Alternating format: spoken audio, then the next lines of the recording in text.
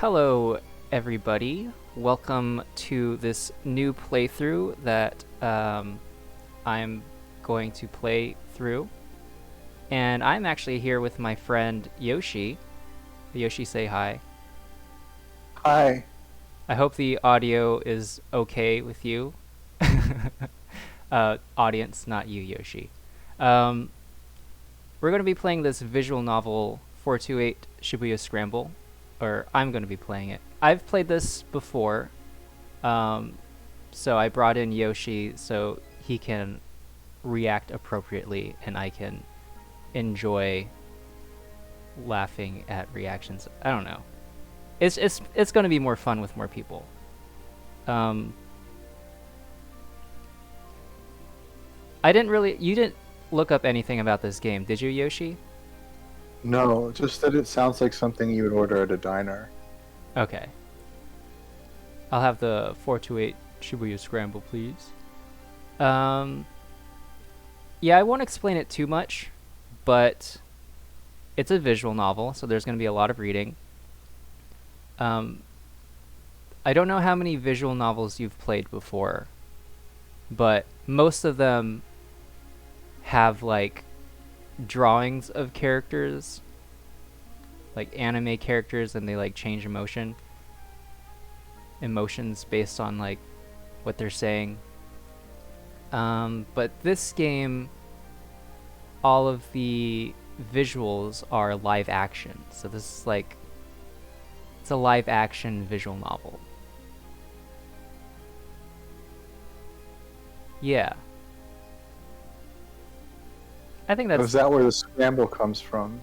Yeah. Because it's like a scramble of pictures. Yeah, you can see them like floating around in the background on the menu. Okay.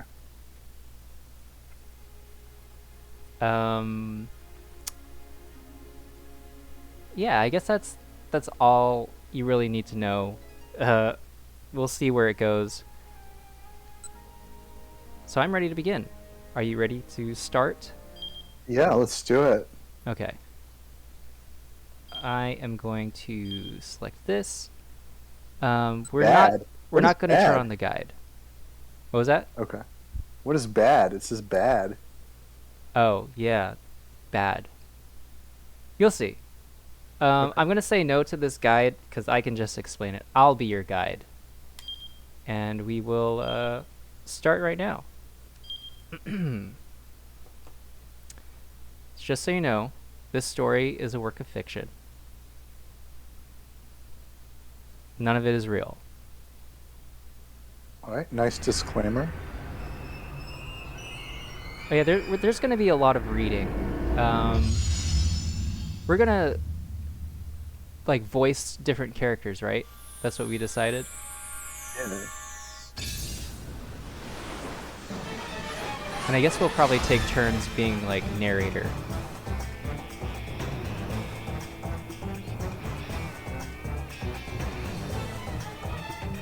This is New York City? No, this is Tokyo. Oh, I thought I saw Central Park. It could still be called Central Park, but it's like Tokyo Central Park. And probably in Japanese. It's a little fluffier than the original Central Park, I guess. Now that I think about it. Oh yeah, I forgot to mention, this game originally came out, like... how do I do the math? In 2008. Alright. So that's more than 10 years ago. Yes, that is for sure more than 10. So this is Tokyo in like 2007-ish, probably. So that was before 9/11.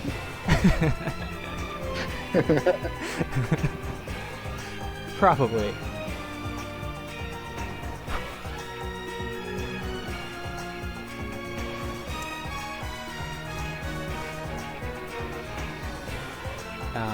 I like the music.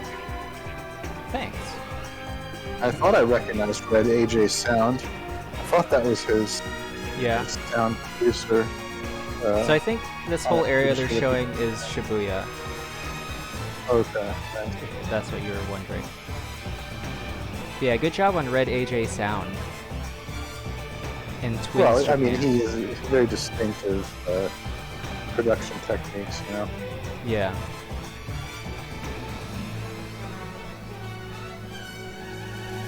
Oh, what do we have here? What do you think it is?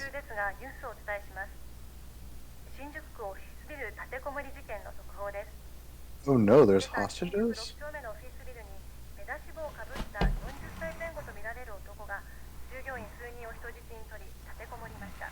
Look at this guy.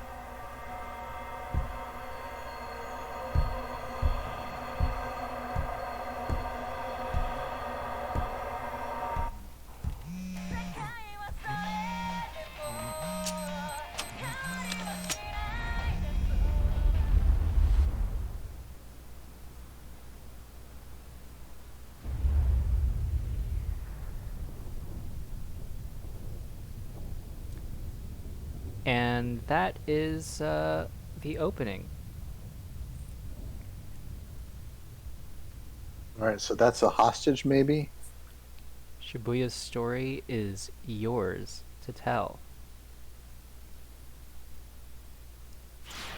Alright, so, in this game we'll be following various protagonists.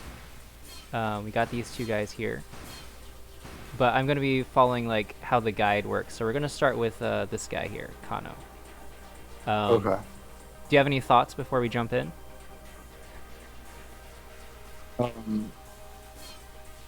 I don't know. Just I hope that the hostages are okay, I guess. Is this the same Kano from Mortal Kombat? I don't think so. Oh, okay. I'm not too familiar with Mortal Kombat, but I think that Kano, doesn't he have like an eye thing? Isn't he like a cyborg or something? Or am I thinking of something else? No, you're thinking of someone else. He's all man. Maybe I'm thinking of Jax. Okay, I'm going to jump in.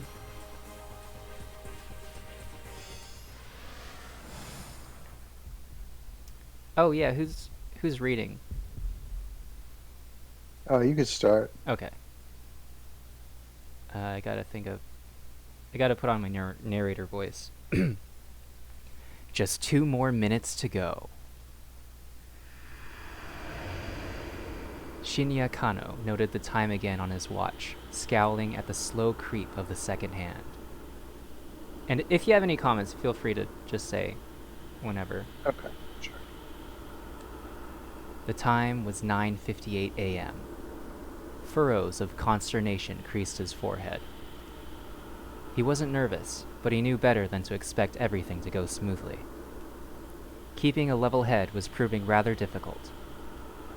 There was no room for failure. Lives were on the line here.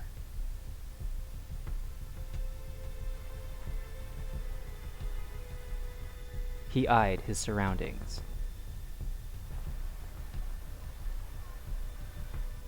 Was the perp really going to show up?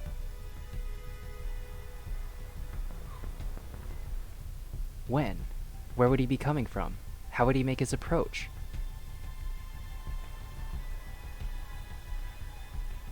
The Shibuya Scramble was as packed as ever. A throng of people crossing this way and that, blissfully unaware of the dozens of detectives hidden in its midst.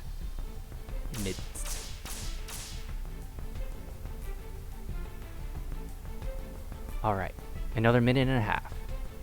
Oh, I think this is Kano speaking.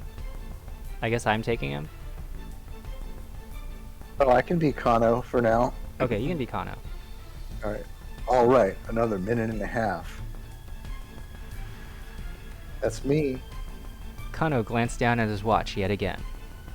A mere 30 seconds had passed. Detective Kano had been with the enforcement arm of Shibuya's criminal affairs section for a year now, but he'd never been part of an operation this big before. He eyed the young woman standing beside the statue up ahead. She was small enough to get lost in the crowd, and she carried a nondescript attaché case. Got nice hands.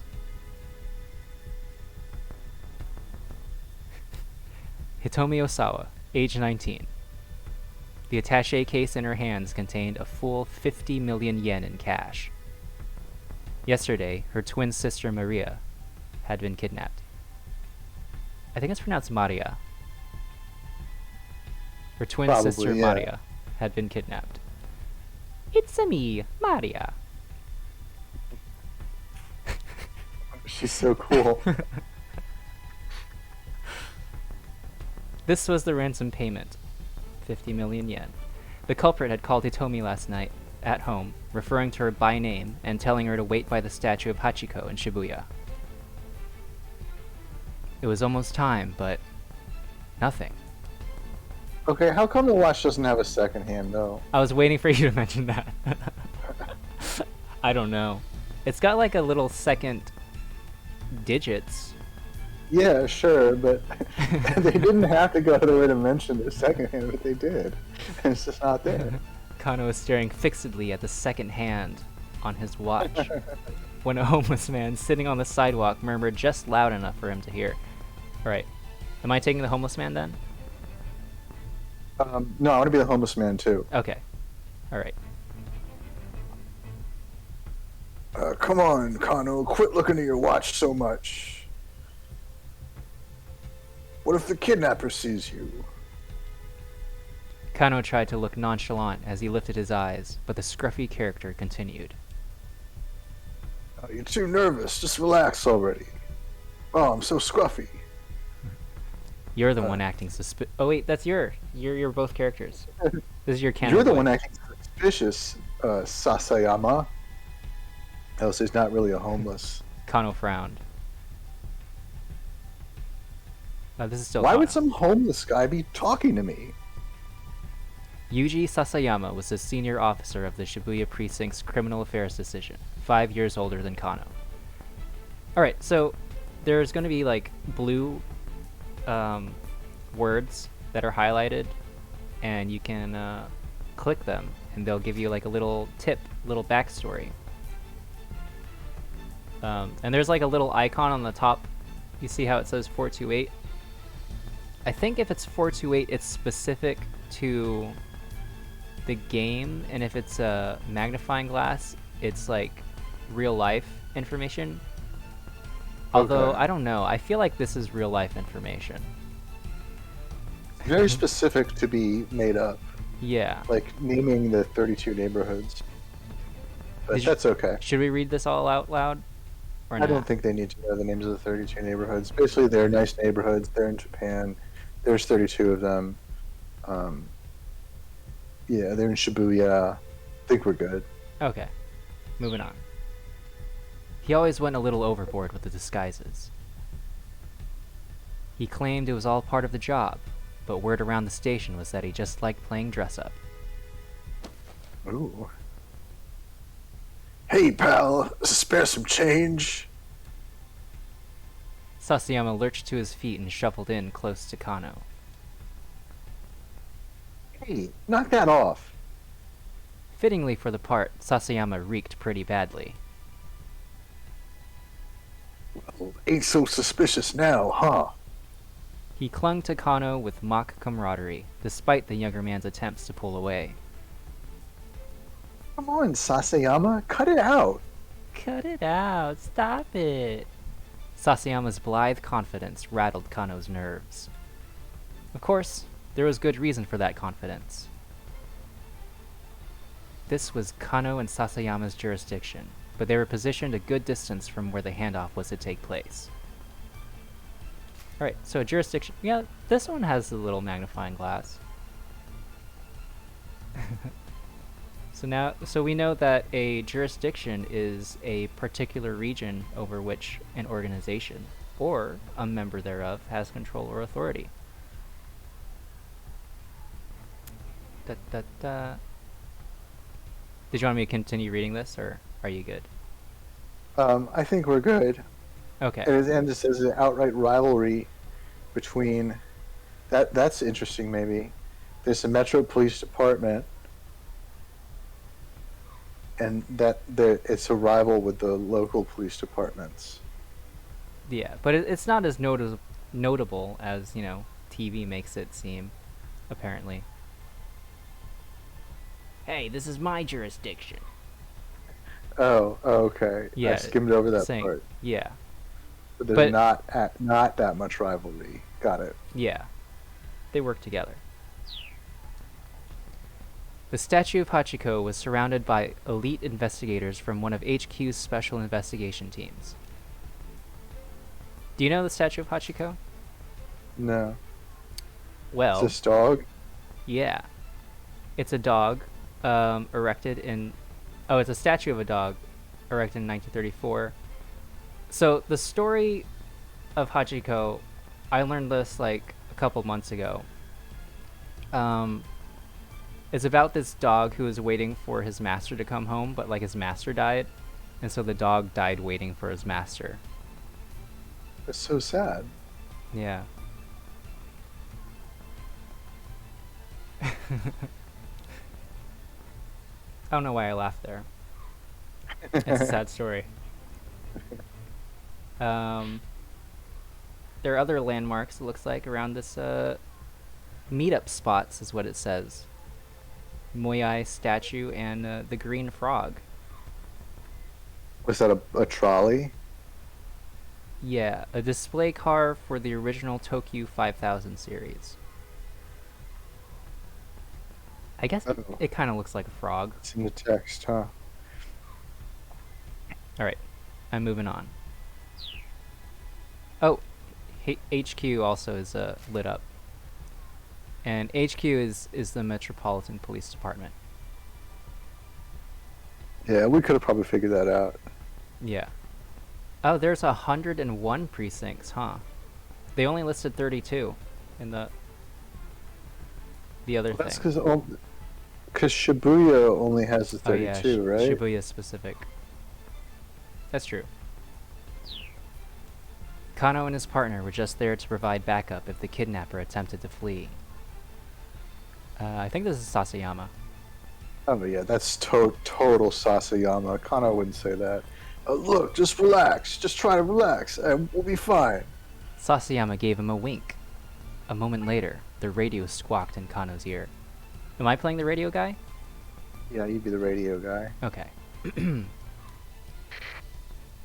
All right, everyone. It's time. Keep your eyes open. The voice coming in through the earpiece was Koji Kuze, HQ's operations director. Which is the guy in charge of directing operations.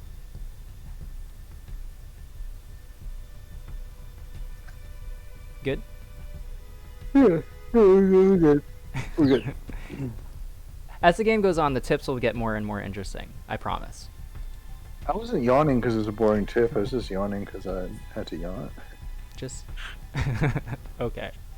Until last year, he'd been the Shibuya Precinct's head detective and Kano's supervisor. We don't know when the perp is going to make contact. Don't let your guard down. Kuze's low, gravelly voice echoed in Kano's ear.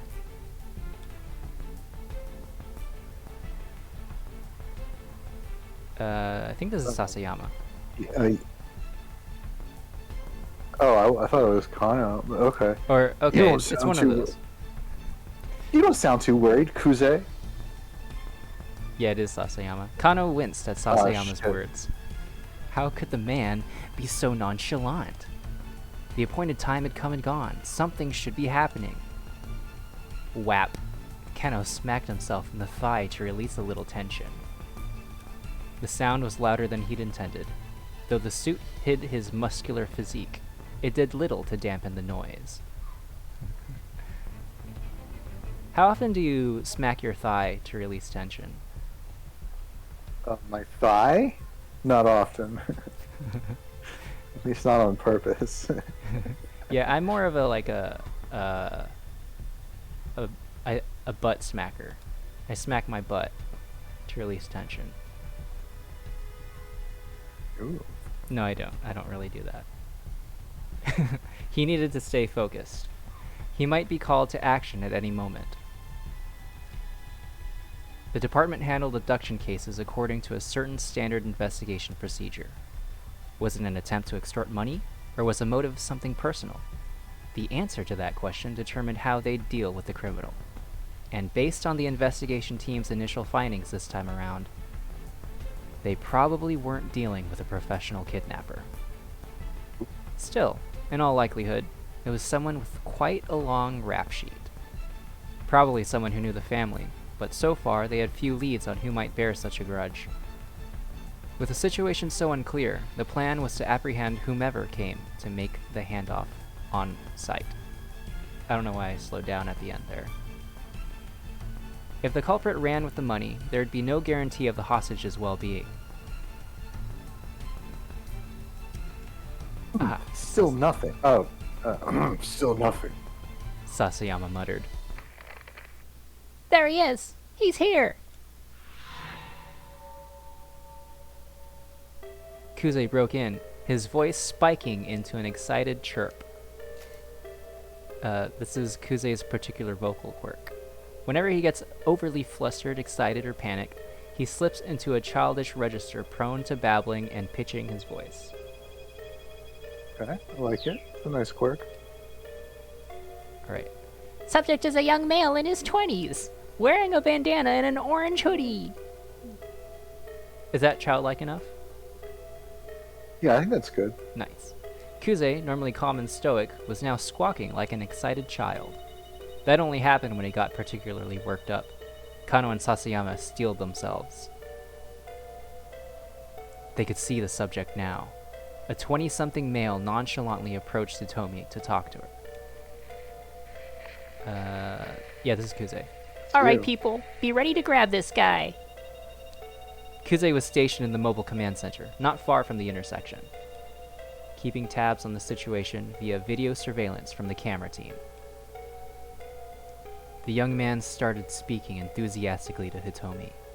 The detectives watched, uncertain. Was this really the kidnapper? Alright, so we got our first decision. I'll leave all decisions up to you since I've played this game before. I'll do my best not to influence you. Okay. But yeah, so we can either say that's the guy, or let's wait it out a little. No time to wait. People's lives are on the line, dude. That's him. That's Alright. got to be him. We're going A. Yes, that was him, all right. Kano took a step forward. Hold it. Sasayama yanked him back. Don't be so hasty. But just watch for a minute. He's not letting me do the thing I chose to do. Sasayama gestured with a nod. With Hitomi steadfastly ignoring him, the young man slunk away. This is some dick with a green piece or something, huh? Guess it wasn't him. Kano felt the tension of the moment linger in his spine. Must have been hitting on her. Oh, you can click on it. To hit on someone is succeeding at meeting someone on the fly like this takes a special knack. Looks are also important. Sometimes, of course, the person trying to get your attention out of nowhere is just trying to make a sales pitch for a product or a nearby establishment. At first glance, it isn't always easy to tell the difference. I can never tell when a girl is hitting him or a guy is hitting on me, or if they're just trying to pitch a product or a nearby establishment. It happens to me all the time. I feel flattered at first, and then I realize, like, oh, he keeps bringing up, like, Coca-Cola or something.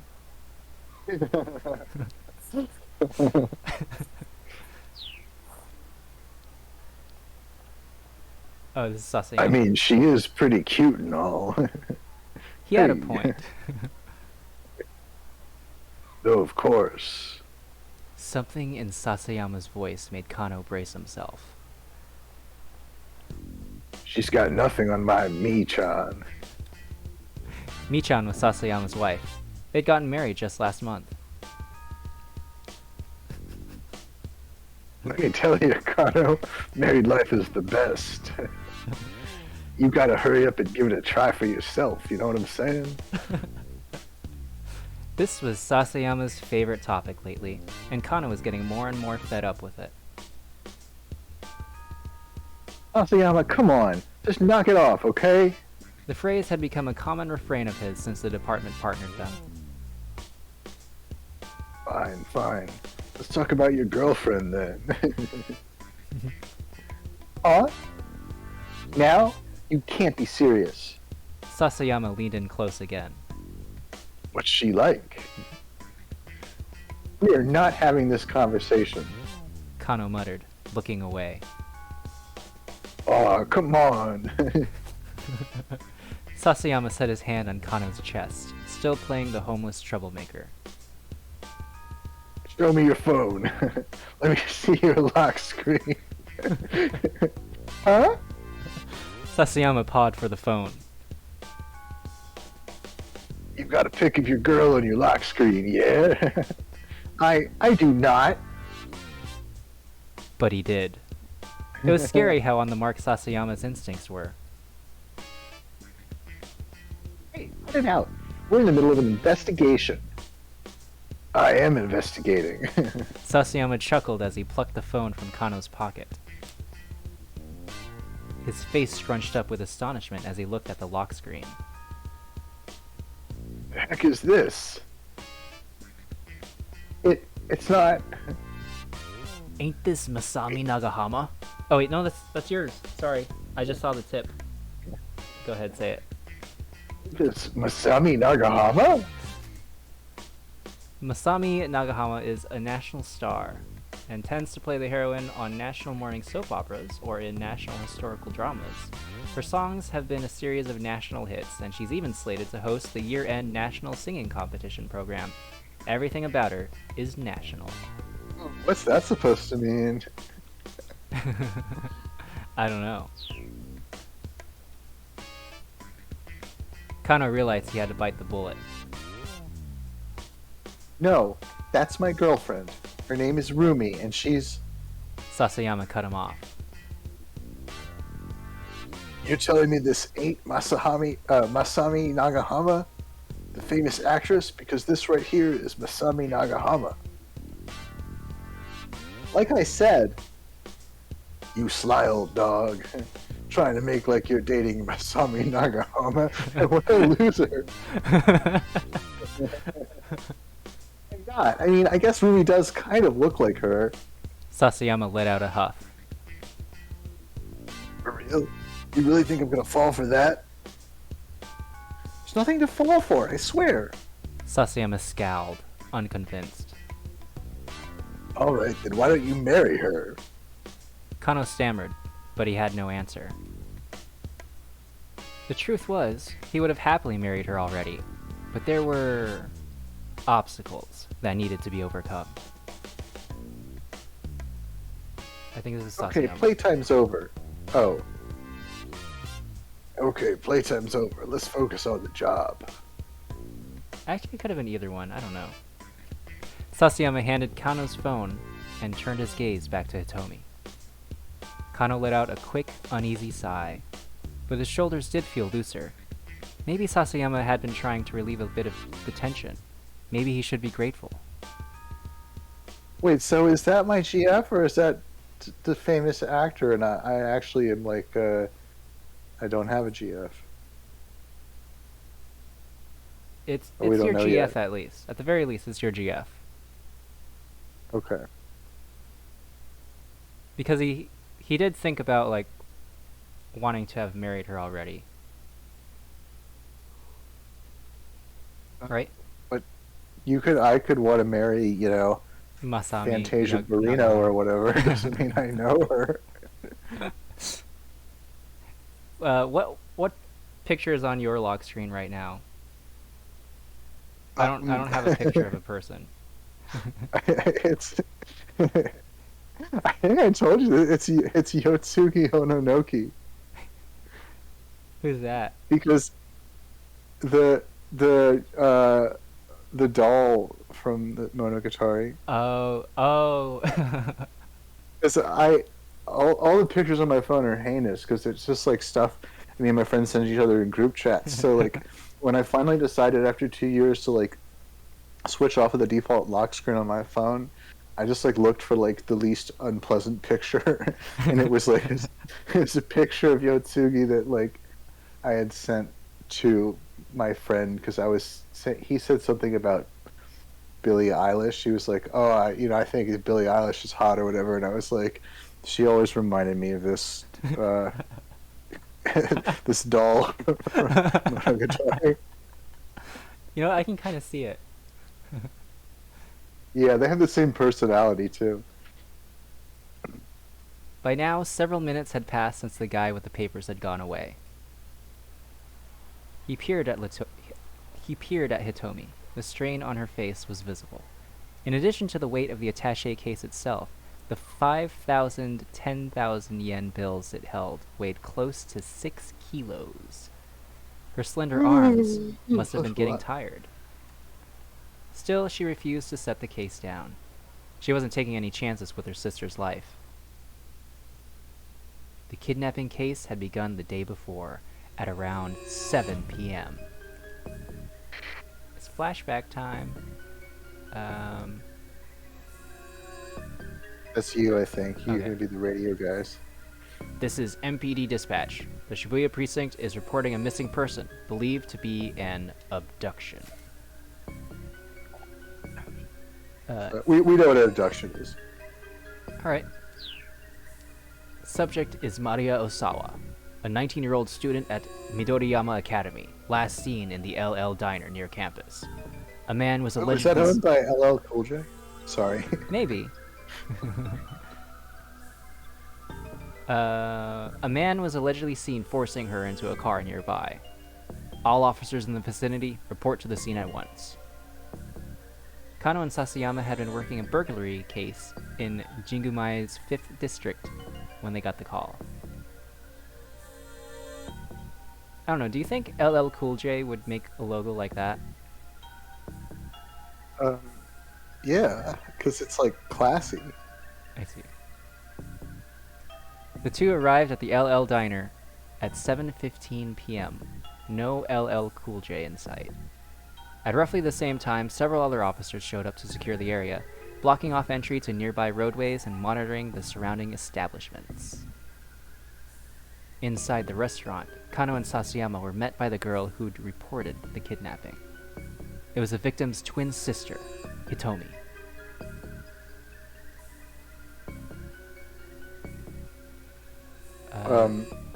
I'm gonna assume this is Kano. Could you tell us about when Mario was taken, starting from the very beginning? Oh, you're right, it's Kano. Kano said, keeping his voice low. Am I voicing Hitomi also? I think you should be Hitomi. My sister and I, we were supposed to go to a party together today. Hitomi was trembling, her voice hoarse. Oops, I should have made it more hoarse. But I messed up the time. I showed up right at 7, an hour later than I was supposed to. What a freaking idiot! So Maria had gone alone to the party, a mixer for local and exchange students. Sorry, your comment just, I just, heard your comment.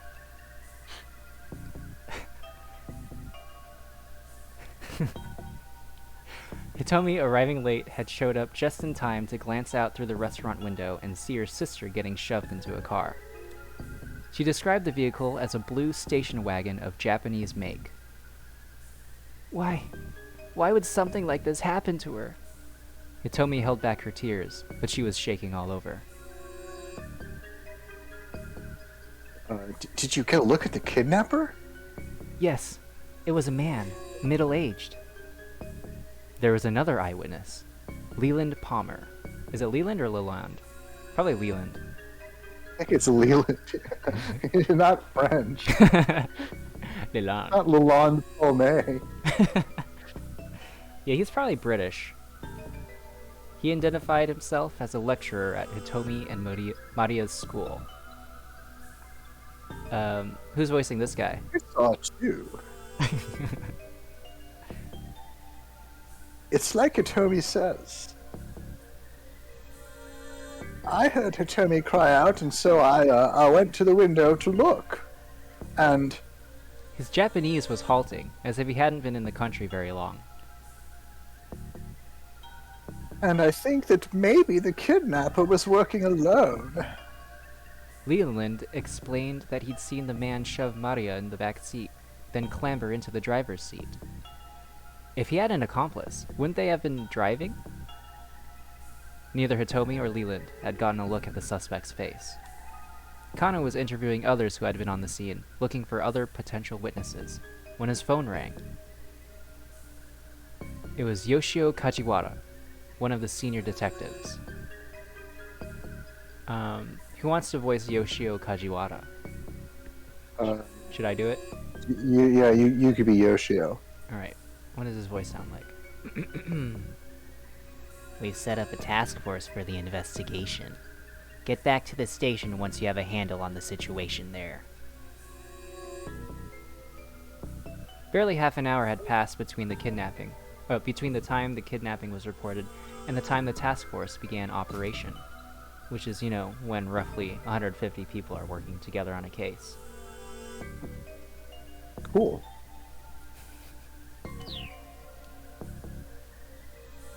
When Kano and Sasayama got back to the precinct station, Kuze had already arrived from HQ. He informed them that a response team had been formed to investigate the victim's home. Which is a response team being, when people hang out with the family. To respond. Okay.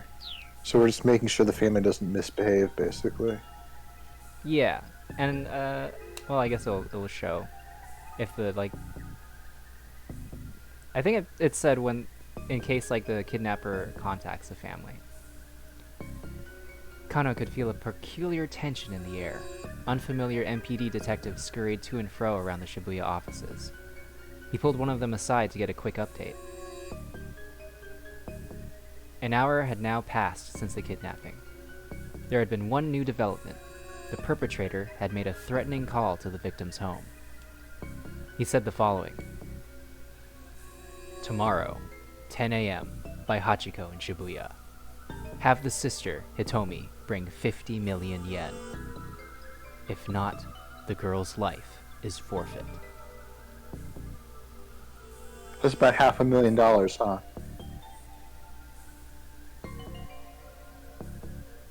50 million yen? Yeah. Because, you carry it over, that's like 500,000 US dollars, roughly. That's big bucks. Kajiwara from the precinct was put on the response team, along with detectives from elsewhere who'd received special training in abduction cases. It's eating a banana. Normally, a local precinct detective wouldn't have gone undercover in a victim's home. Kuze, however, had decided that having a knowledgeable local was crucial, and had sent Kajiwara along. The detectives disguised themselves as delivery people and movers to make their way inside without arousing suspicion, arriving there at 8:30.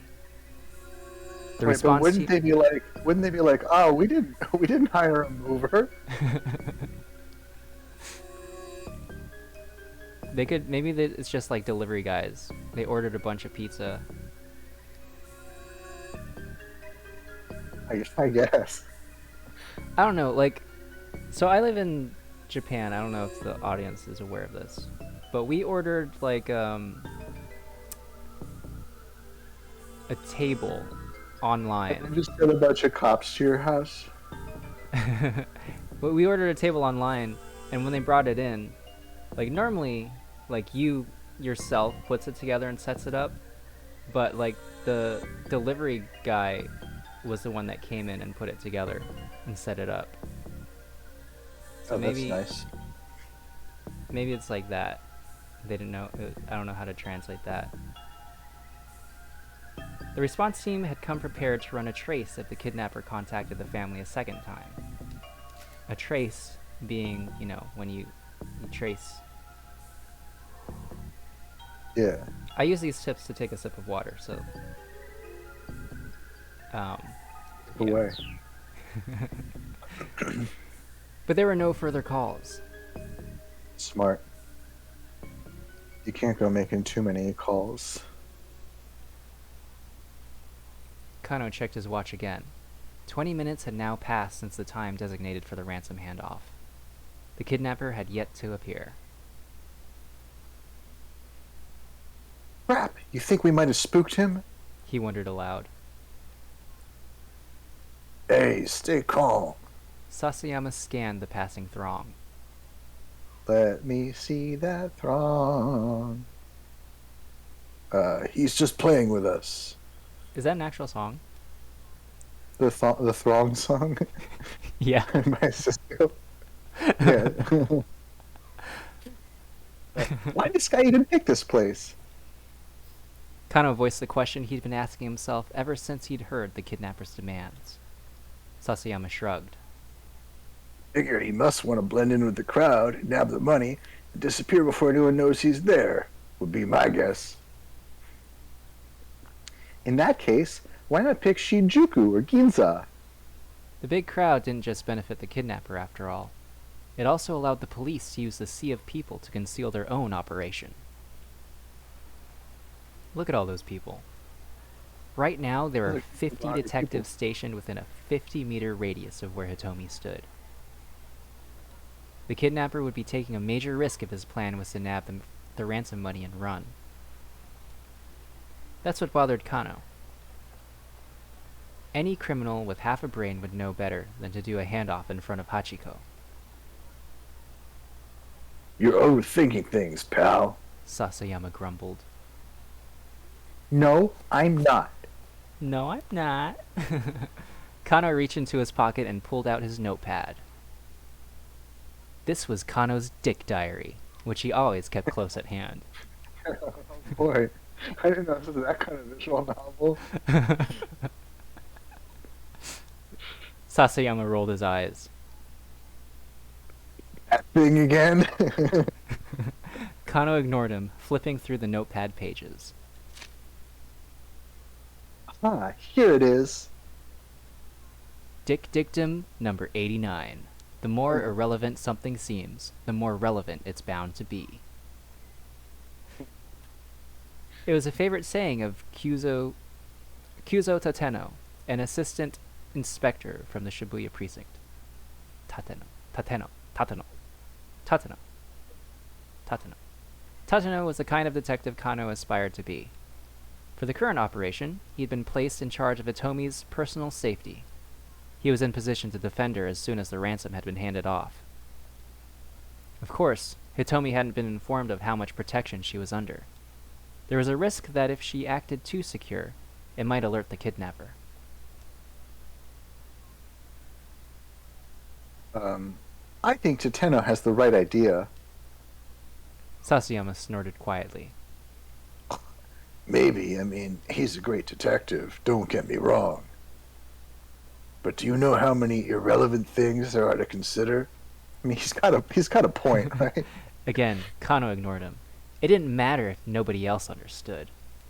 Kano had faith in Tateno, as both a detective and as an individual. Yeah, that's why he's in my dick diary. He had first witnessed Tateno's brilliance during a standoff at a financial company 3 years earlier. A man had shut himself in an office, splashing gasoline everywhere and threatening to set the place ablaze. While the others hesitated, Tateno unflinchingly doused himself with gasoline and strode into the building, where he managed to talk the man down and secure the scene. Oh, it's another flashback. The others had been awestruck by Tateno's actions. And Kano, who at the time had been content to be a run-of-the-mill policeman, had found it quite inspiring. I like how they make him look a little bit younger in that picture. That's nice. It's probably the hair. Still, you know, I don't know which one this is. Oh, I think it's Sasayama Kano. muttered under Uh, his breath. Still, you know, Oh, he's eating a banana also. they love bananas in this, huh? As great a detective as Tateno is, it's not like anyone else in the world has ever heard of him. I suppose not. Kano said. So? Only time anyone ever hears a cop's name is if he's caught up in some scandal or killed in the line of duty. I mean, doesn't really seem fair, does it? Kano just shrugged. It was a strange definition of unfair, really. I mean, you've got celebrity chefs and celebrity hairdressers and stuff, so how come no celebrity gumshoes, you know? Look, please. Can you just focus on what we're doing here? Kano rubbed his eyes, then turned his attention back to Hitomi. What's the matter? Didn't sleep? Not enough, I guess. Did you eat? Didn't have time. Here, take a bite of my banana. Between bringing in supplies for the base of operations, readying teams' vehicles, photocopying hundreds of documents, and various other tasks. Let me just look at this really quick. Yeah, base of operations is basically just an operations base. Yeah. Kano had barely slept the previous night, and hadn't gotten a meal in either. What have you been doing? Sasayama puffed out his chest. Saving up my energy for today. Oh, no, I think it's the other way around. Kano was asking, what have you been doing? And Sasayama said the other thing. Oh, okay. Oh, yeah, saving up my energy for today. So you were sleeping.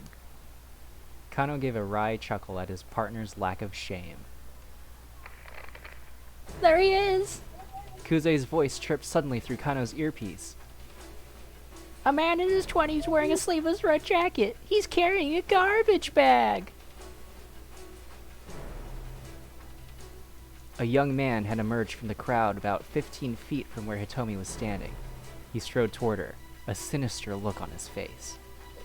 He didn't match Hitomi's description, but Kano felt a jolt of nerves all the same. Maybe the kidnapper had hired some young street punk to snatch the ransom payment. That our guy? What do you think, Kano? Sasayama whispered. Yeah, I think he's got to be. This was it. Kano swallowed a lump in his throat. He bent his knees, ready to act fast. Blood rushed to his leg muscles, banishing the stiffness that had begun to take hold. Could this be the culprit? Or perhaps... The young man tried to snatch the briefcase from Hitomi, but she clung to it with a desperate strength. It was him! The detectives rushed in. Who wants to voice the kid? This cat.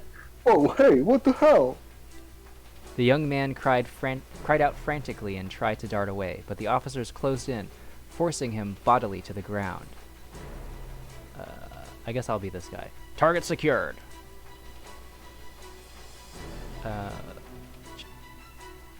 Yeah, I'll be this guy too. Oh geez, I think we've got another suspect on the scene. Eek, he's taken the ransom. I don't know if an actual detective would talk like that, though. Oh no, it was Kuze. It was Kuze who said that. Kuze's hysterics made Kano spin around. Sure enough, a foreign-looking man was sprinting away, attaché case in hand. The mob of detectives scrambled to pursue. Before Kano could react, most of them had run off, leaving him to look after the original suspect.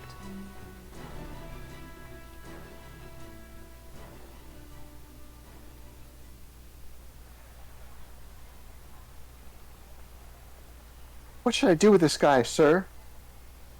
He might have some connection to the kidnapper. Should I bring him in?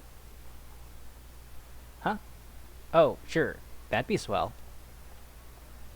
I'm on it. With the help of one of the remaining detectives, Kano brought the suspect back to Shibuya Precinct.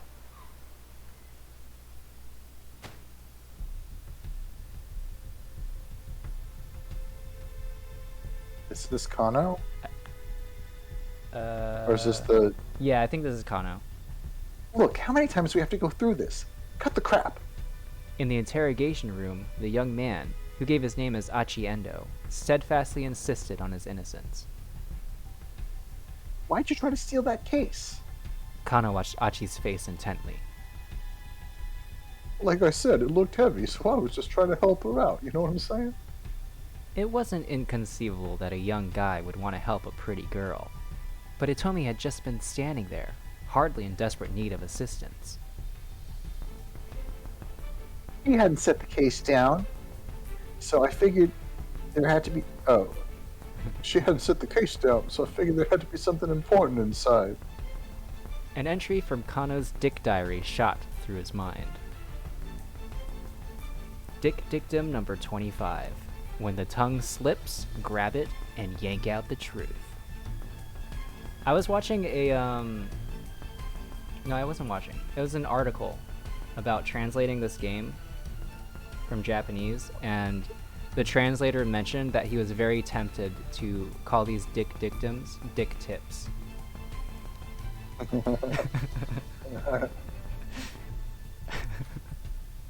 Classic advice for a questioning. Something important, you say? Such as? How the heck would I know?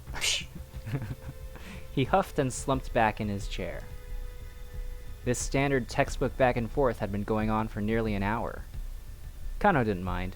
Chasing down criminals was all well and good, but questioning suspects was another key part of the job. Plenty of off-the-scene work went into cracking a case. Once again, he had Achi explain what he'd been doing, starting from the beginning. When Kano finally emerged from the interrogation room for a short break, he learned that there had been some progress on the case at the crime scene. I just realized he's holding his dick dictum.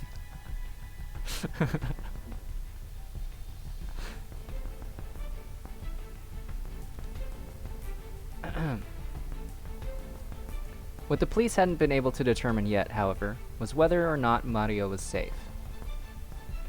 Fighting back his anxiety, Kano consulted his Dick Diary, as one does.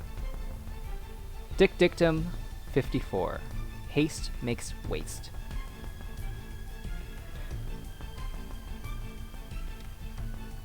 He felt his tension subside, remembering the right maxim always helped. It was like casting a magic spell.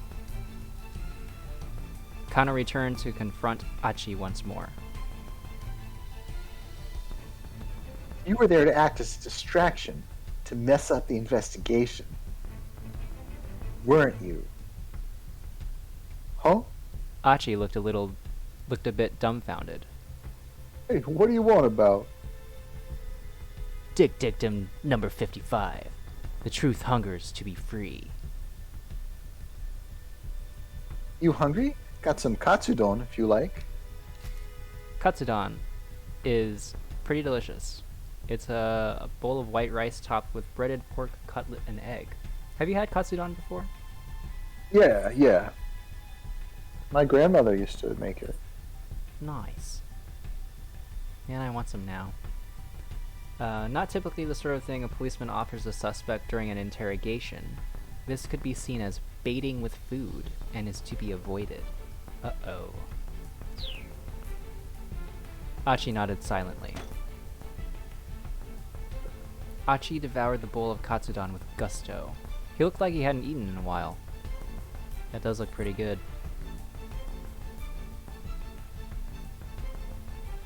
Alright then, spill it. What's this guy after? Achi just shrugged. I don't know. He murmured, a thick slice of egg-laden pork between his teeth. How many accomplices do you have? Kano asked, but Achi just shook his head as he inhaled his food. Resignedly, Kano flipped through his notebook once more. Let's see. Number 115. Use the lights to your advantage. As the minutes ticked past, he found himself referring to his book again and again, trying a dozen different methods to tease out whatever his suspect might be hiding. The experience began to feel strangely surreal, their two voices echoing hollowly in the interrogation room. Eventually, Kano looked at the clock and realized that the questioning had been going on for nearly 5 hours. He still hadn't made any headway. What was he supposed to do next? Tateno would know, but he sure didn't. Still, he was determined to do whatever he could to keep the victim and her family safe. Gritting his teeth in frustration, he perused the Dick Diary like it was scripture. Number 116. The monotonous questioning was clearly tiring Achi out. His eyelids drooped like they were beginning to get heavy. Number 117. Get them when they're tired. Kano's eyes gleamed. You're part of some criminal gang, huh? Achi's head slumped forward heavily. Nodding off was basically the same as nodding yes, right? What is this idiot doing? Jakuse, I did it. You didn't do anything. The young guy we got to the handoff site, he finally confessed to the crime. What? What are you talking about? Kuze laughed in disbelief. We're just about to apprehend the mastermind here. Huh? Kano clutched his cell phone, dumbstruck. Listen, why don't you, look, just wait there at HQ, okay? Do you read thoughts also? Or am I reading thoughts? I'll read it. No, it can't be.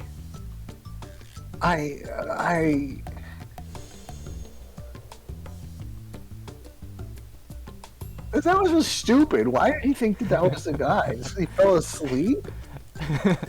Nodding off was basically the same as nodding yes, right? After the kidnapping case wrapped up, Kano tendered his resignation. Guess I'm not cut out to be a detective after all. He thought to himself. He dropped the Dick Diary on his desk as he left the Shibuya Precinct for the last time.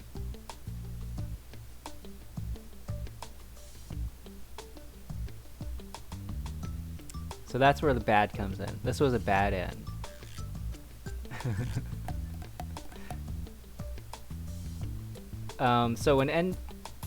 So even though we didn't really make a bad decision per se, other people's decisions will affect the storyline. So we can read this hint here. Kano had every reason to suspect Achi Endo, but arresting him turned out to be a mistake. If Achi hadn't approached Hitomi, this wouldn't have happened. So we gotta play as Achi and make him make a different choice. Okay, so we never stood a chance, huh? Yeah. So let's head on over to Achi's story. How are you feeling so far? We're about an hour in. It's cool. I like it. So we're gonna do Achi. Yeah, we're gonna jump into Achi. All right.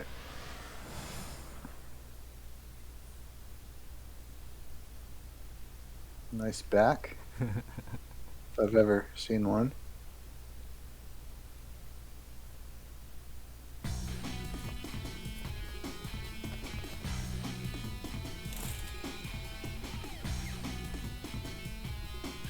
Did that sign in his room say still plays with cabs? I have no idea. I wouldn't have made much sense, but I'm still narrator, right? This is yeah. This is fine. Okay. Achi Endo called out at the door to his father's room. Okay, I'm heading out. Should I be his dad, Sure. or do you want to be the dad also? I'll be the You dad. can be the dad. So your Achi voice is like a kind of dopey, right? So I gotta be like a gruffer dope. Sure. Sure. His father sounded unconcerned. He didn't even open the door. Sure you don't want me to stay here in the shop? It's not like we're gonna get any customers. Achi grimaced. Yeah, I guess not. I have to channel, like, some goofy into that voice. The drawer by the front door held a stack of heavy-duty trash bags. Achi pulled a few of them out. Guess it's gonna be that kind of day. He stuffed the trash bags into his pocket, and then slipped on his favorite pair of sneakers. The entryway to Achi's home also led into the family's shop. Various pieces of electronics were piled up like so much junk in the tiny retail space. The slightest bump brought the risk of an avalanche. Achi wove his way through the gaps in the appliances like a spelunker exploring a cave. From Shibuya Station, if you make your way past the 109 building, then up through Dogonzaka, you'll come across an old shopping district. Nestled in its outskirts is Endo Electronics, in the same place it's been for decades. Within its dimly lit interior, you'll find rows of wares all caked in dust.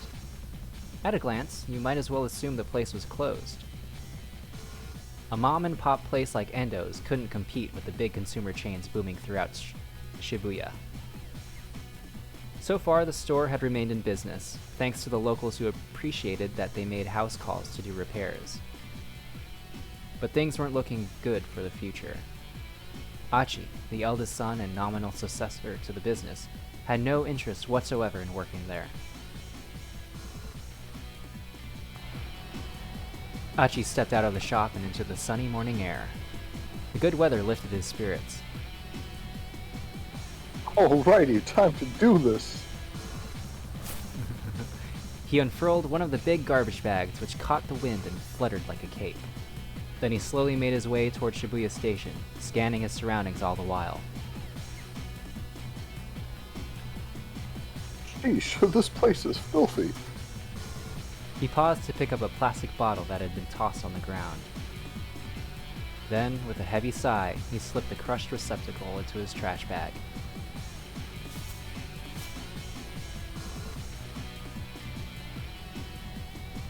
He'd been picking up trash around town like this for about 6 months now. It had gotten so that the sort of garbage most people would hardly notice stood out to him like a sore thumb.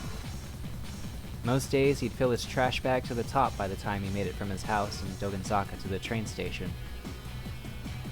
Today, he was halfway to the station when a woman's anxious voice caught his attention. Who wants to be the woman? I'll be the woman.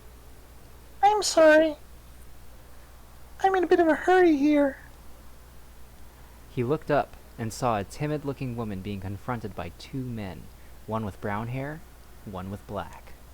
From the look of them, he guessed that the men were scouts for some hostess club. He ran into this sort of thing pretty frequently on his trash cleaning walks around town. Another kind of trash to take care of. Achi quickly interposed himself between the girl and the 2 recruiters. Hey, can't you see that you're bothering her? I guess I'll be the 2 men. Huh? Who the hell are you? The 2 men glared. Take a hike, pal. Achi stood his ground. Look, she ain't interested. You're just gonna have to find some other mark. The hustler's annoyance turned to open rage. Well, listen to you. Got a bit of a mouth, huh, buddy? The brown-haired thug smacked his lips around his chewing gum like a dog worrying a bone. That image sounds funny.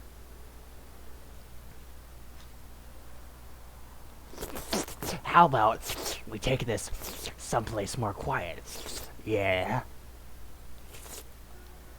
Someplace more quiet. What this means can depend on the person speaking. To a young woman, let's go someplace more quiet might suggest a cafe or a park, but to a street punk, it might mean an alley where passers-by are unlikely to interrupt. Oh. So why would they go into an alley? What for? The girl stood by uneasily watching the goings-on. Hey, take it easy. I'm not looking for trouble. I think that was Achi who said that. I don't know. If they're talking about the girl. Hey, take Okay. it easy. I'm not looking for trouble. I don't know. Yeah, maybe it was a girl. Is that supposed to be an apology? On your knees and beg, pal. The man spat his gum onto the ground. Achi looked down at the glistening wad of gum on the sidewalk. His last shred of goodwill vanished. You better pick that up. Right now. What? Didn't you hear me? 'Cause I told you to get down on your knees and back. Achi's hand shot out, grabbing the man by the jaw. Whoa, whoa, easy, pal. The other man's bravado drained from his face. Achi tightened his grip on the brown-haired hustler's jaw. Sweat dripped from the man's reddening brow. Herk. The man struggled, but Achi just tightened his grip. Gum's a real pain in the ass to clean up after it's gotten stuck on the street, you know? Ever stop to consider that? Wait. Are you... The other hustler's panicked eyes had fixed on Achi's chest. Gah! Oh, crap! That shirt, man! The guy's voice was starting to break. That's mean clean!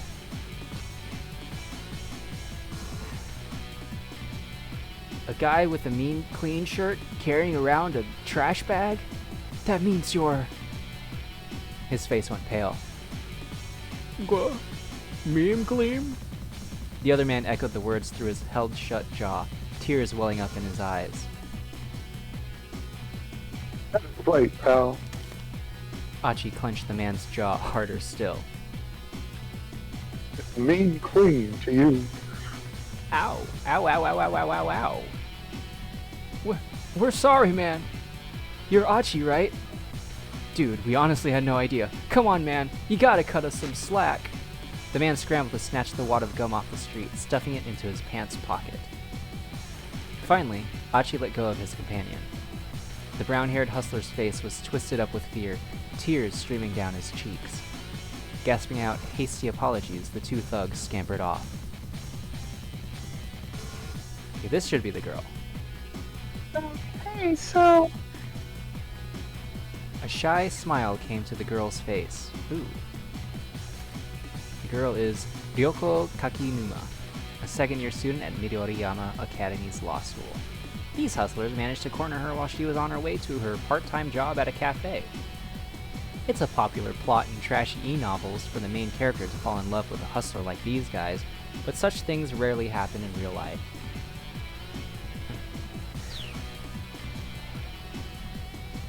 thank you for saving me.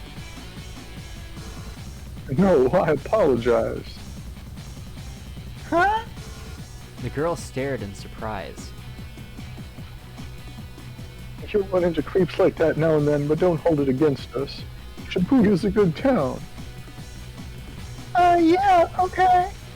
Achi gave her a quick wave, then turned and continued on his way down Dogenzaka. Achi was Shibuya born and raised. He was keenly aware of all the changes the ward had seen since he was a kid.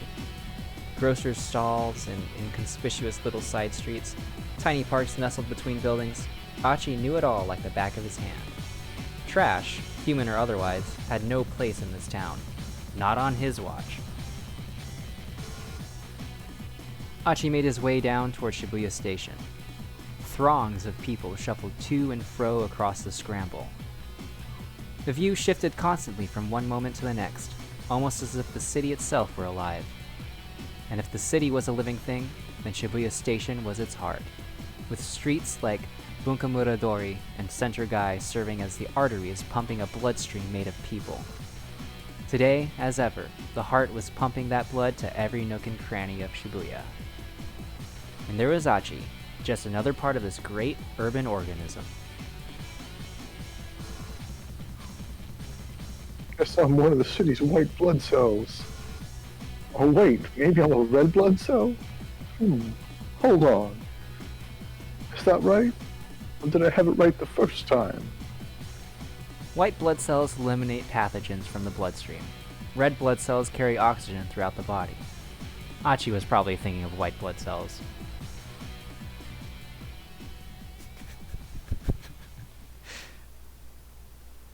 Emerging from his reverie, he noticed a rather conspicuous young woman standing by the statue of Hachiko outside Shibuya Station.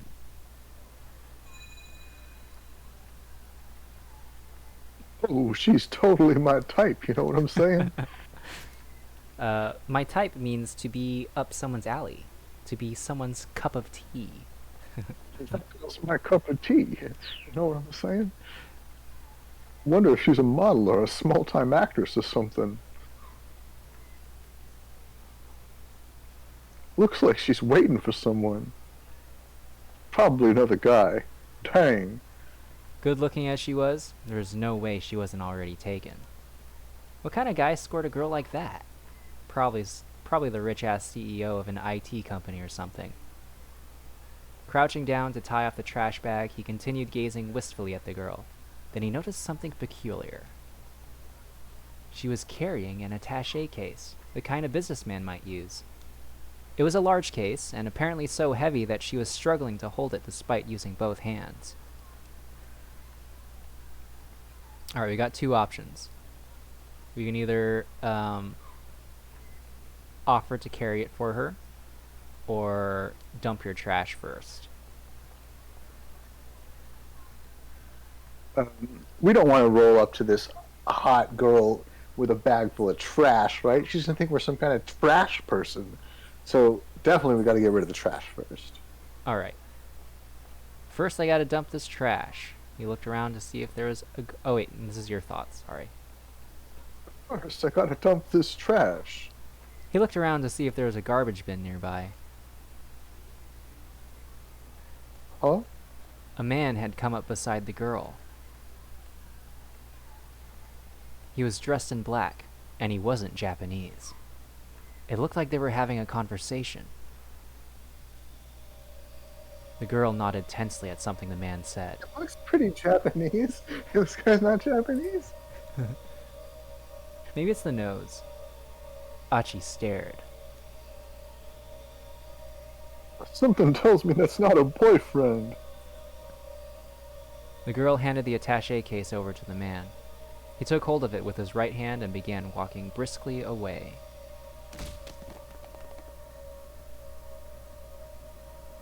I think this is Achi. Oh, whoa! A nearby homeless man suddenly leapt over Achi and broke into a run, as if he had been waiting for this very moment. The homeless man, of course, is Yuji Sasayama, the cosplay detective. We know this guy. Yeah, it's my dog. Sprinting alongside him was a young man in a suit. Right, so you see how this text is in red?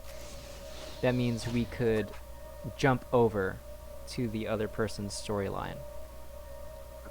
But we have to get Kano to that point in the story first. So, let's continue.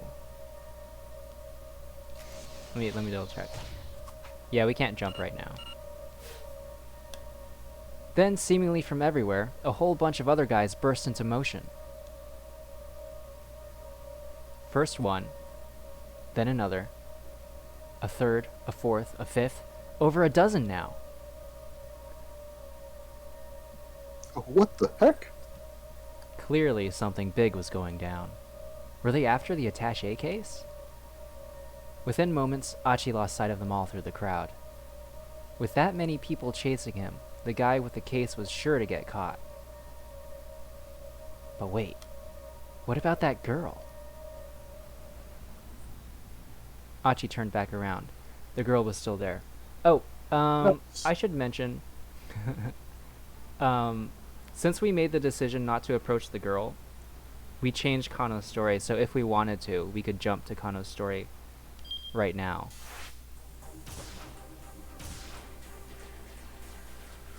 Okay. I want to keep being Achi, though. Okay, I was just bringing it up because I think the guide would have mentioned it by now. Alright, cool. She was staring in the direction that the man who'd taken the case had gone, a worried expression on her face. Alright. So, are you going to try to talk to her, or are you going to assume they're filming? Dude, she's totally my type. Of course I'm going to talk to her. I just have to get rid of that trash first so I didn't look like a freaking creep. I think you still have the trash. Achi couldn't shake the feeling that something was very wrong. Maybe he should talk to her and ask what was going on. What's wrong is that I don't have her freaking number. That's what's wrong. But just as he was making up his mind, Oh, rats. a middle-aged man in a ratty business suit shuffled awkwardly over to her first.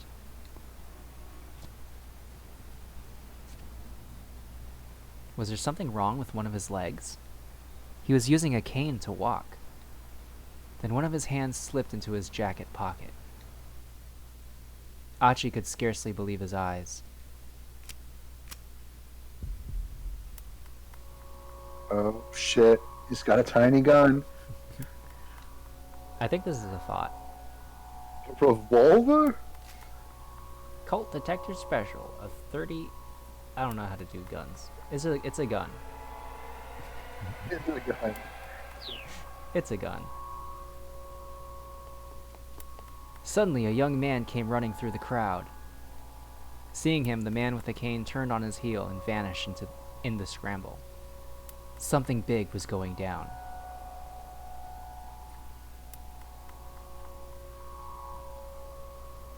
What is all this? The young man was closing in on the girl, his expression grim. Like excuse me. I pass up to no good. Achi sprang into motion. Hi-ya! Leaping high, Achi delivered a flying kick right between the man's shoulder blades. Hell yeah. The guy went down, but recovered surprisingly fast, spinning back to his feet to grapple with Achi. What the hell is your problem? What the hell is your problem, man? Achi snapped. The two stood staring each other down as the crowd swirled around them. Let go of me. You let go of me first. After you let go of me, sure. You first, pal. Don't you call me pal, man. Don't call me man, pal. That's a callback to something else, right? It sounds like it, yeah. Neither man was willing to yield. Yeah, I can't think of... Nothing's coming to mind. But yeah, It's like don't call me, hey guy, I'm not your buddy. Hey buddy, I'm not your guy. Like, yeah. don't call me buddy, pal. Don't call me pal, guy. Daddy, I'm not your son. Son, I'm not your daddy. Yeah. The crowd had Look at parted these. to avoid the scuffle. Passers-by were staring from all sides. Well, crap. Achi got a sudden sinking feeling. What the hell am I even doing? Jumped in over my head, as usual. His anger melted away. He loosened his grip. Without further argument, the other man let go of Achi's jacket. Turning quickly away, the stranger hurried over to the statue of Hachiko, where he dropped to his knees, dejected. The girl who'd been standing there was nowhere to be seen. Maybe this was the guy she'd been waiting on. The guy was clearly upset that she was missing. Achi actually felt kind of bad for him. He decided it would be wise to leave while the guy's attention was elsewhere. What do you think of these pants? They're pretty loud. I personally would not wear them, but if you're mean clean, you could probably pull them off. Oh wait, this is you. Woo! He hurried back along the road to his house. The wind had gone out of his sail, and he didn't feel much like cleaning up trash anymore. Oh, well, guess I'll read some manga and go to bed. What? It's like the afternoon. I can't go to bed. Yeah, it's like 10 in the morning. Better play it safe before the day got any worse.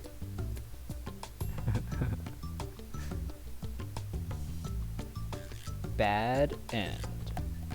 Tussle with a stranger. Achi's interference with the young man, it was Kano, disrupted the detective's sting. If Achi hadn't acted on impulse when he saw Kano heading for Hitomi, things might have gone differently. But how can you make sure Kano doesn't return to the Scramble and startle Achi? The key lies further along in Kano's story. Alright, so we gotta switch to Kano. Still good? Yeah. Okay. We're gonna Yeah, jump you want to maybe do one more? in. Do one more death? Yeah. Let's go until another death. A suspicious man.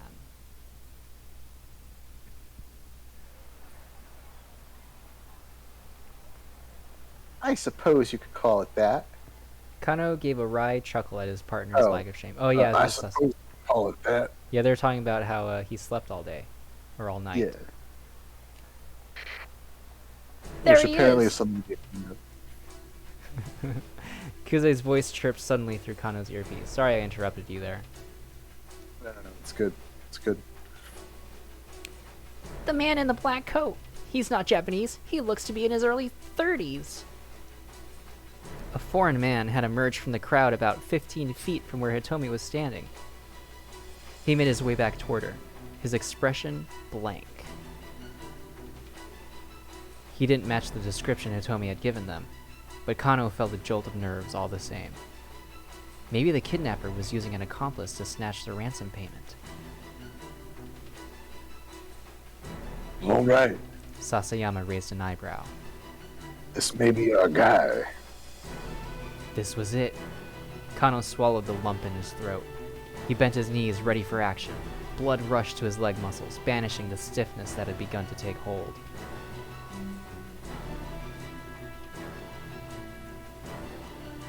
Does he still look Japanese to you, this guy? This foreign man? We look Russian or something. Was this the culprit?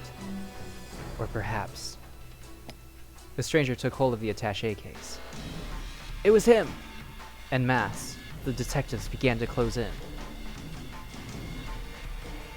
Let's go, Kano.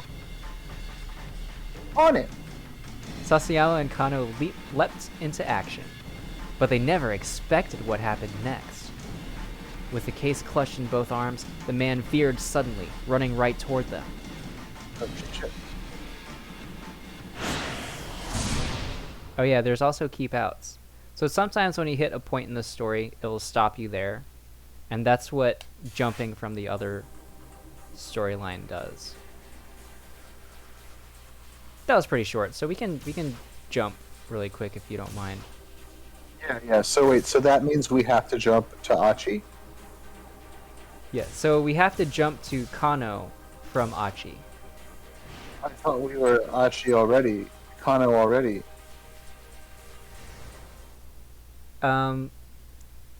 We were Kano, but like, if we hit a keep out, we would have to go play the other storyline until we found a point where we could jump to the other character, if that makes sense. So we found this first, but usually it's like the other way around. So now we can use this to jump over to Kano's story, and it will break that keep out point. Like so. Okay. Let's go, Kano. On it.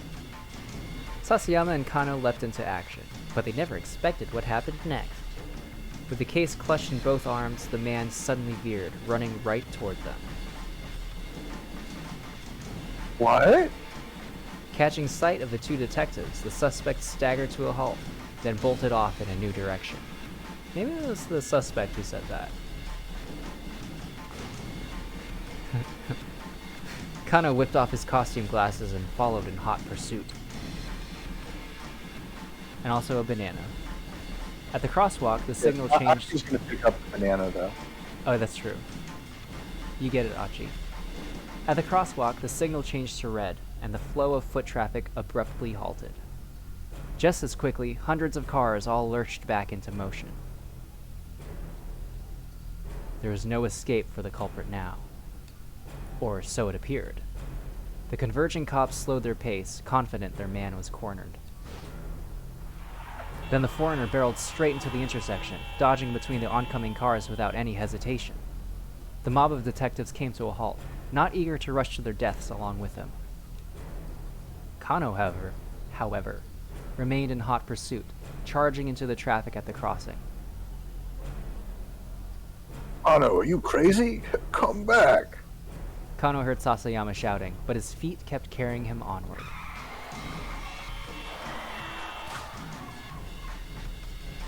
With shouts and sirens echoing all around him, Kano closed in on the foreigner. Just a little closer.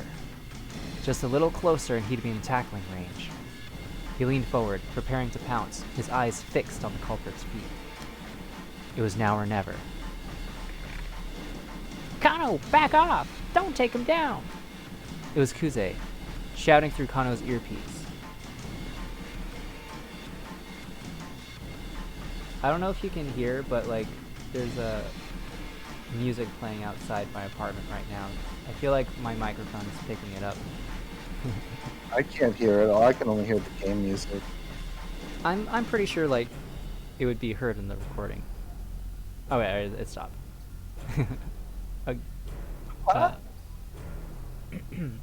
Kano hesitated in surprise. Had he really just been ordered not to apprehend the criminal? Let him go for now. The real perp is someplace else. Perp is police jargon for perp, a traitor.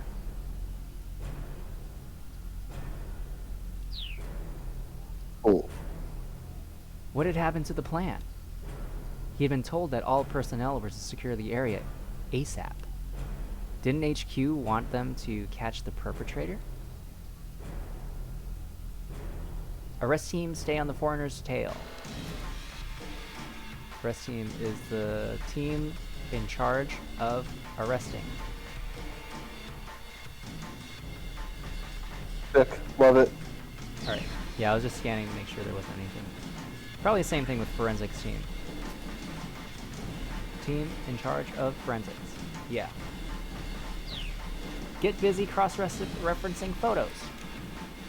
Even if this foreigner was only an underling hired for this one task, the police had now tipped their hand that they'd been lying in wait.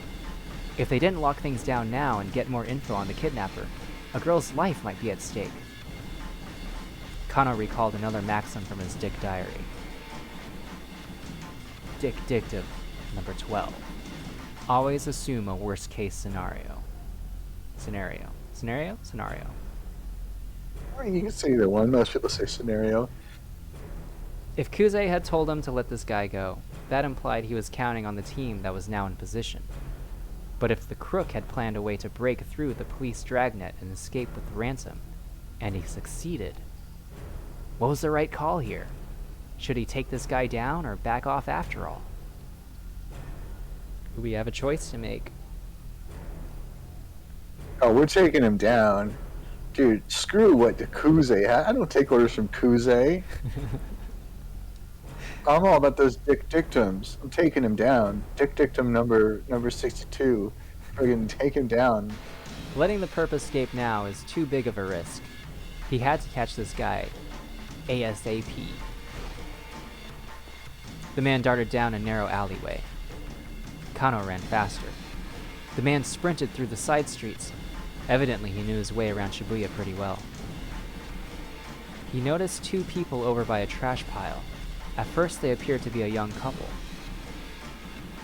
Then, looking more closely, he realized that the girl was Hitomi. Kuze, I've located Hitomi Osawa. The couple took off running, the rough-looking guy dragging Hitomi by the hand. She's with a man in his 20s. It looks like she's being led away against her will. Clarify, please, Kuze demanded. What's going on? I'm not sure. Okay, great job, Kano. Was this guy a member of some criminal group? It looked like the two were running away from something. Alright, we'll handle the foreigner. You go after Hitomi. Got it. Kano sprang into action. Stop right there. The young man glanced back at Kano, but rather than stopping, he picked up speed, continuing to drag Hitomi along with him. She didn't seem quite able to keep up. Kano knew he could catch them. He tried to close the distance in a sprint. After a short distance, the young man stopped, realizing he couldn't outrun his pursuer.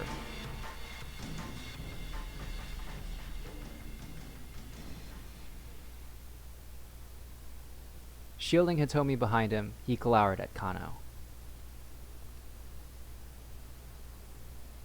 Why did you run off? Kano demanded. Because you were chasing us. A blatant lie. People didn't just bolt like that without good reason. The young tough started edging away, keeping Hitomi behind him. Kano followed. Look, just let the girl go. The guy glanced back at Hitomi. She shook her head fearfully. Maybe this troublemaker had warned her to keep her mouth shut. You got this, Kano. Just don't let them out of your sight.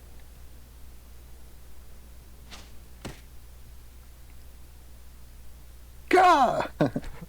A sudden blow to the top of his head left him staggering. His eyes spun as he reeled with vertigo. There was a flapping sound, and a vague black shape wheeled above him.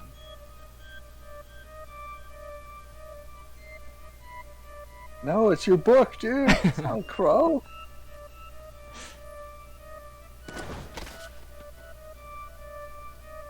It was the last thing Kano saw before his vision went dark. This doesn't seem particularly good. Is a bad end. Was that a crow? In the midst of chasing the man who snatched the attaché case, Kano happened across Hitomi and Achi.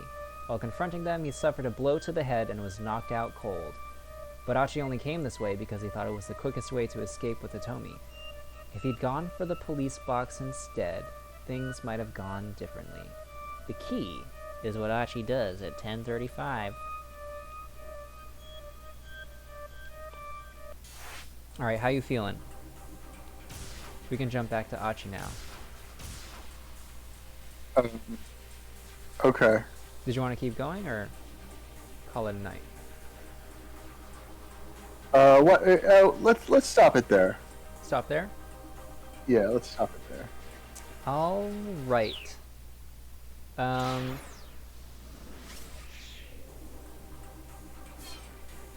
So next time we will pick up with Achi. What do you think about the game so far? I guess the story. I like the story. I think it's cool. I like Kano's character, the like well-meaning but like not very smart detective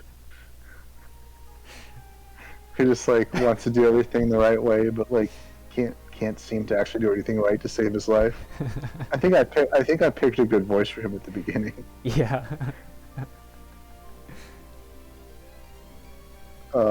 Your Achi voice is pretty good too. Hey, I'm mean clean.